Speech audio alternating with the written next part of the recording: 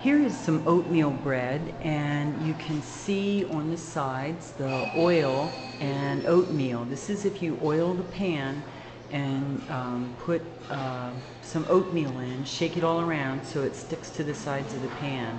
This creates a good separation, a good protection if you're going to be cooking on the stove top. The bread still falls right out of the bread, and it's doubled, so it's ready to go into the pans. And first of all, I want to show you one thing that is a little different.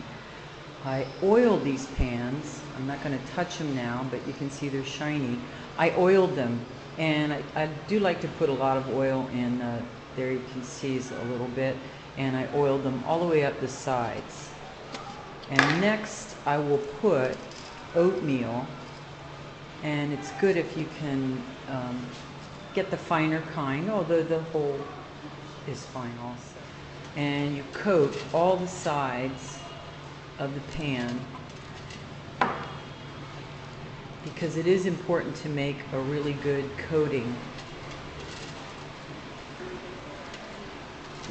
between that bread dough and the pan. So there you have a pan that's totally coated with oatmeal, and that will bake right into the bread. It won't even make any kind of a problem. Also, if the flame is a little bit too hot on the bottom of the pan, this is what will be burning, so it won't go into the dough very far. Now for the cooking utensils. I went to flea markets and so on and got stuff, because if you look inside this one, you can see I'm cooking dry inside of it, and it has kind of burned the paint on the bottom. So you might want to get a pot that you're just going to use for this. If you have a big cast iron Dutch oven or cast aluminum or something like that, that would be the best. Through trial and error, I began with a little tin can here and smashed it and laid that on the bottom. And then I quickly graduated to these tuna fish cans. They work really well. What you want is some kind of a space between the flame and the bread. So here I have a tuna fish can to do that. Now, for pans that go inside, you must have air circulation. I have here, to make a round loaf, I have a little pie plate, and I cut the sides of that and bent that up.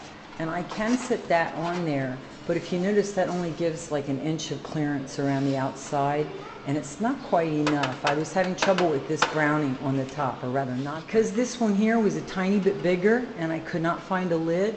I checked around and I came up with a frying pan, and this frying pan does really nicely. And again, it does not fit tight. You know, it just is balanced right on top there. And even though this one is pretty thick, I also like to put a lid on top of it. So here's another combination that works really nicely, is 2 tuna fish cans and 2 of these little bread pans, one beside the other.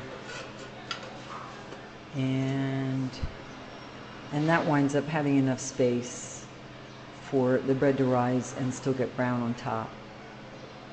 And on top of that one, in order to give clearance for that one, I put a 9-inch cake pan. And it's not necessary to have a tight seal around here. I think if you did that, it would be too much moisture. You actually can have some moisture leaking out. That's probably best, because if you think of it how your oven is, it's not tight in there. It's hot air. So this gives clearance for the bread to rise and for hot air to circulate on the top. And then, so the heat does not escape, I like to put another lid on top. Begin the bread on medium-high flame and keep it there about 5 minutes.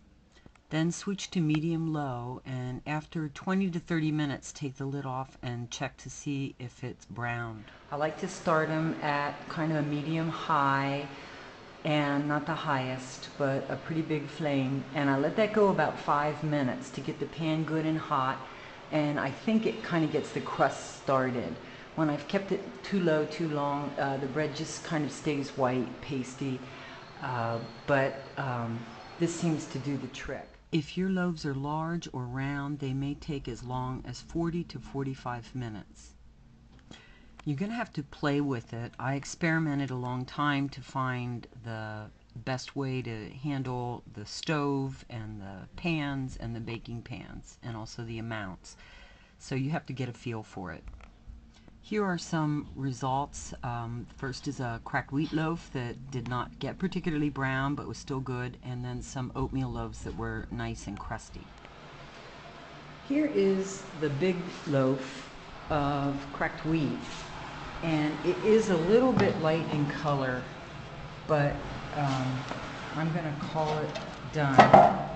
And okay, if you see the bottom, it is a little burned, but that'll taste fine. But it won't affect it. It's just a surface burn.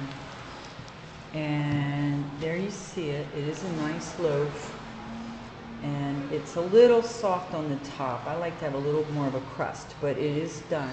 I wanted to show you how it's nicely browned. It's really important to have your loaf in the center of your pot, of your Dutch oven or whatever. Make sure that there's room for air to circulate all around, and they'll get nice and brown like this. These were started on kind of a medium-high flame, and they were finished on a medium to medium-low flame. Anyway, one other thing.